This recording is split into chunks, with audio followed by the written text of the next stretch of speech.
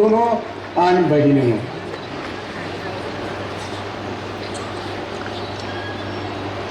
शिवाजी महाराज हे आम्हा सर्वांचं आराध्य दैवत आहे. आज भारत देशातल्या अगदी कोट्यावधी लोकांच्या हृदयावर राज करणारा जर कुठला एकमेव राजा असेल तर ते फक्त शिवाजी महाराजच आहेत.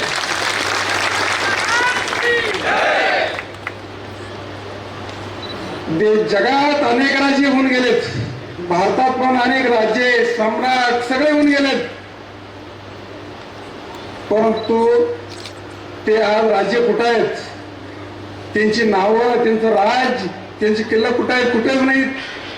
त्या राजांना जर हुडकायचं म्हटलं तर ते हिस्ट्रीचं पुस्तक काढून त्यात उघडून पाणी उडल्यानंतर मग अमुक राजा हा झाला होता, तो झाला होता असं मिळतंय.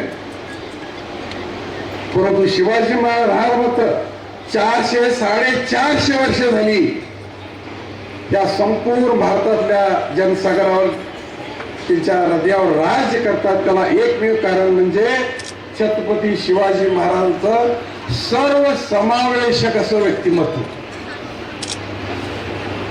त्यांनी आयुष्यात कधी सुद्धा आपली जी प्रजा असते त्या प्रजेमध्ये कधी सुद्धा त्यांनी भेदभाव केला नाही, जातीचा भेदभाव नाही, धर्माचा नाही, कुठलाही नाही. प्रजा म्हणजे प्रजेला पुत्रवत प्रेम देणारा राजा कोणतर होऊन गेला असेल तर ते फक्त शिवाजी महाराजच होऊन गेले. आणि या देशाला या जन्मभूमीबद्दल अभिमान, स्वराज्याबद्दल अभिमान आणि देशप्रेम जर ह्या देशामध्ये पहिल्यांदा कुणी शिकवलं असेल तर ते फक्त शिवाजी महाराजांनीच शिकवलेलं आहे. आणि त्याचं उदाहरण म्हणजे शिवाजी महाराज वारले 1680, संभाजी महाराज 8 वर्षांना वारले. त्यावेळी कोण राजा नव्हता, कोण नव्हतं. 17-18 वर्षे तिथं कोण राजा नसताना सुद्धा त्या सैनिकाला पगाराची, पोटाची काही सोय नसताना एवढा मोठा मुघल बादशाह 6 लाखाची फौज घेऊन महाराष्ट्रात आला तर हे राज्य बुडवायला. परंतु इथल्या लोकांनी त्या शिवाजी महाराजांचं जे विचार होते ते विचार पाळला आणि त्यावेळा मोठ्या सम्राटाला परत पाठवलं.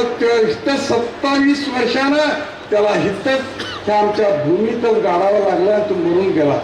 परंतु या जनतेला मात्र त्याला एक किल्ला नव्हे, एक इंच जमीन सुद्धा जिंकून दिली नाही.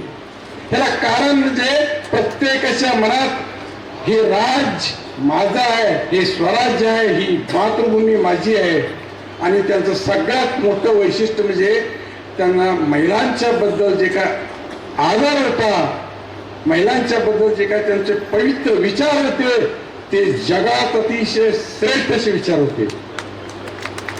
कल्याणचा सुभेदार एक त्यांनी आपल्या एक सरदारला पाठवून दिला, त्या कल्याणच्या सुळ्यावरती सैनिक घेऊन पाठवून दिला, त्याला जिंकून ये.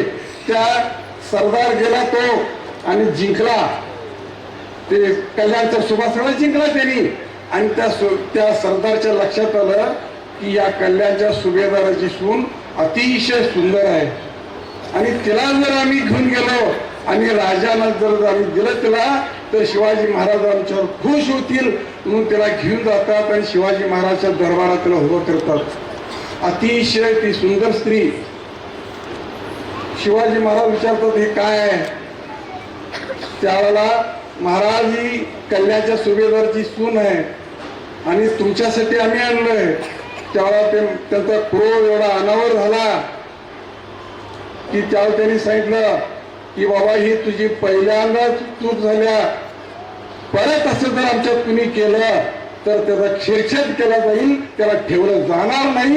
एवढ्या कडक शब्दात त्यांनी दिलं आणि त्या माऊलीला साडी, चोळी, अलंकार देऊन सैन्याच्या संरक्षणामध्ये त्याला परत तिच्या घरी पाठवून दिलं. हे जगात असलं एकमेव उदाहरण आहे आणि म्हणून शिवाजी महाराज आमच्या हृदयावर राज करत येतात. आज हा मराठा समाज याची जी संघटना करायची आहे ही संघटना अगदी स्पष्ट सांगतो, ही कुणाच्या सुद्धा विरोधात नाही आहे. कुठली जात, धर्म, व्यक्ती, पक्षपात कुणाच्याही विरोधात नाही. अगदी स्वच्छ निर्मळ संघटना करायची आहे. आणि ती फक्त कशासाठी, तर हा आमचा समाज आज खरोखरच अतिशय हीन अवस्थेमध्ये गेलेला आहे. एवढ्या हीन अवस्थेमध्ये गेलेला आहे की काही ठिकाणी लोक ते दुर्दशा बघितलं तर अक्षरशः अंगावर काटा येतं. मग हे असं सोडून द्यायचं काय? नाही चालणार, असं सोडून चालणार नाही आहे. याला सुधारणा करावी लागणार आहे. आणि ही सुधारणा करायची म्हटलं तर या समाजामध्ये आमच्या काय चुका आहेत ते बघितलं पाहिजे. आम्ही कुठं चुकतो, आम्ही मागे पडलो हे विनाकारण पडलं नाही, कुठं तर आमच्या चुका आहेत, चुकतो म्हणून आम्ही मागे पडलोय. आणि त्या चुका सगळ्या हुडकून काढल्या पाहिजे. आणि त्याच्यावर हुडकून काढून आम्ही त्याच्यावर पर्याय शोधला तरच आम्ही पुढे जाऊ शकतो. आमच्यामध्ये अंधश्रद्धा भरपूर आहेत, अतिशय अंधश्रद्धा आहे सर्वांवर. मी कितीतरी ठिकाणी बघतो,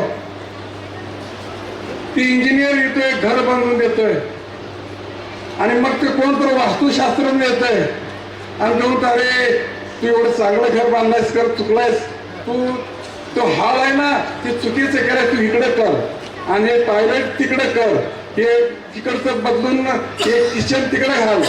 किती मूर्खपणा. ही पृथ्वी गोल आहे, एकसारखं असं फिरत्या, याला कुठली दिशा कुठलं काय खरं.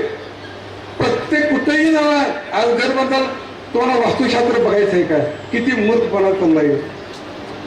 तर अशा अनेक अंधश्रद्धा आहेत.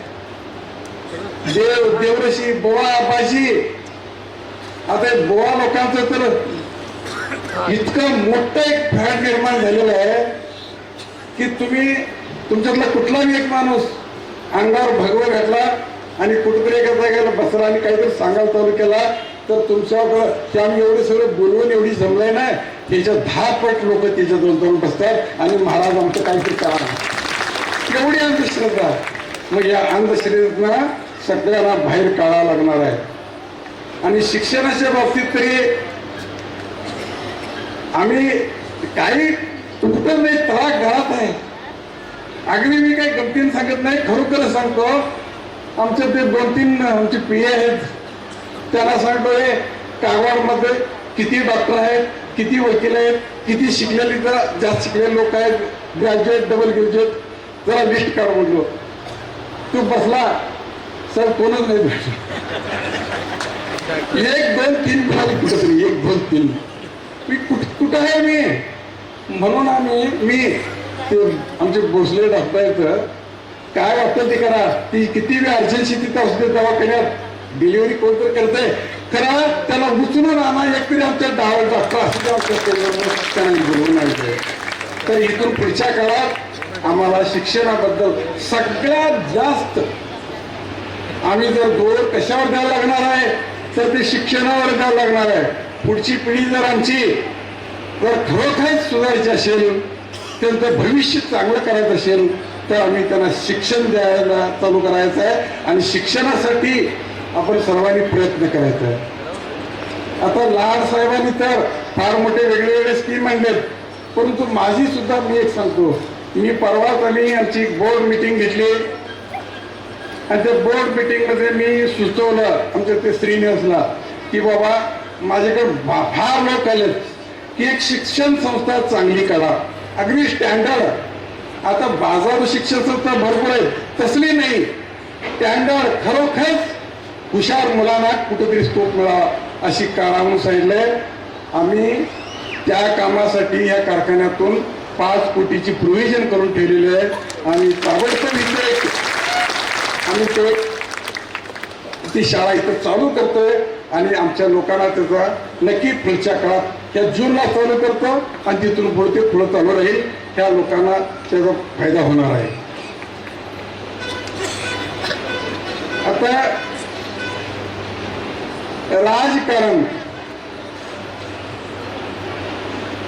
आता युग असा आलाय की तुम्ही काही करा, तुम्हाला उद्योग करायचा आहे, व्यापार करायचा आहे, आणखी काही करायचं आहे, तुम्हाला जर गॉड फादर वर कोण नसेल तर तुमचं काही चालत नाही, काही चालत नाही. मोडून काढतात, देशधडीला लावतात. मी अगदी माझं उदाहरण सांगतो स्वतःच.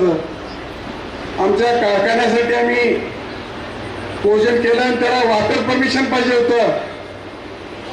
दररोज 35 लाख लिटर 40 लाख लिटर पाणी पाहिजे होतं. आम्ही गव्हर्नमेंटला अर्ज केला आणि तिथं आम्हाला काय पत्र आलं, तुम्ही पावसाचं पाणी धरा, ते कुठं पन्हाळे असतात ना, ते पाणी धरा, कुठेतरी साठवा आणि मग ते तुमच्या कारखान्याला वापरून कारखाना चालवा. तिथं 5 इंच पाऊस पडत नाही, 10 इंच पाऊस पडत नाही, तुम्हाला 2-2, 4 पाऊसच पडत नाही. कृष्णा नदी भरलेली आहे तरी सुद्धा आम्हाला त्यांनी वॉटर परमिशन मंजूर केलं नव्हतं. का? हे जर नाही झालं तर सगळं सत्यानाशून जाऊ दे. परंतु एक तिथं खरोखरच आमच्यासाठी एक झडणारा माणूस होता. त्यानं जाऊन आम्ही बोललो आणि त्याचं नाव सांगतो का, हे भालचंद सावकार आहेत ना, हे भालचंद सावकारांना सांगितलं, साहेब आम्हाला असं झालेलं आहे, प्रॉब्लेम आला आहे, आम्ही एवढं सगळं खर्च केलं 120 कोटी आणि आमचं सगळं ठप्प झाले. म्हटल्यावर तो माणूस म्हटला, श्रीमंत पाटील मी आहे, मी जाऊन तुमचं परमिशन देतो. अक्षरशः तरी जाऊन मुख्यमंत्र्यांना जाऊन भांडण पाडून ईर्ष्यानं ते मला आणून दिलं. म्हणून आज आम्ही एवढा हिरवा आणलाय. समजा त्यांनी सुद्धा मला मदत नाही केली असती तर मी नसतो आणि तुम्ही आला नसता, कुठे गेलो असतो मी पण असतो की सगळं करत. तर त्याच्यासाठी आमची लोक वर पाहिजेत. आता आमचे लाड साहेब कॅबिनेटमध्ये आहेत.